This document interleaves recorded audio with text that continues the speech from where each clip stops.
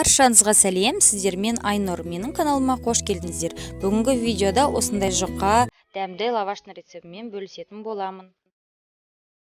Осындай жұқа дәмді болып шығады.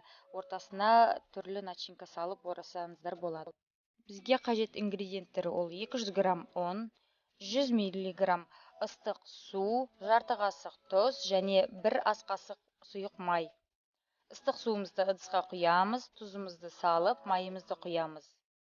Қасықпен араластырып аламыз, тұзы еріген шекті.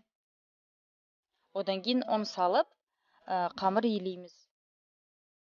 Менің каналыма тіркеліп қойыңыз, күнделікті оңай тез дайындалатын рецепттермен бөлісетін боламын.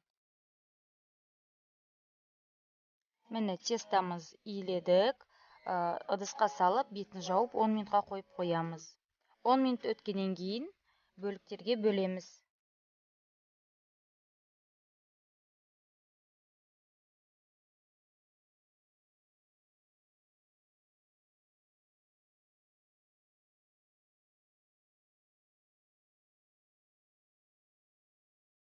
Тестамызды жұп-жұқа қылдырып жаямыз.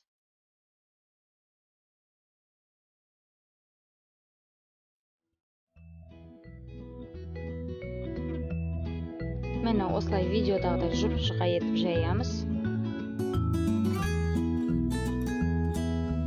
Қызып тұрған табаға пісіріп аламыз. Табамыз құрғақ болу қажет.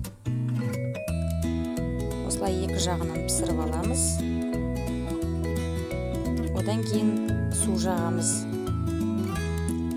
Бетін орамалмен жауып қоямыз. Назарларыңызға көп рахмет. Менің каналыма тіркеліп, лайк басуды ұмытпаңыз.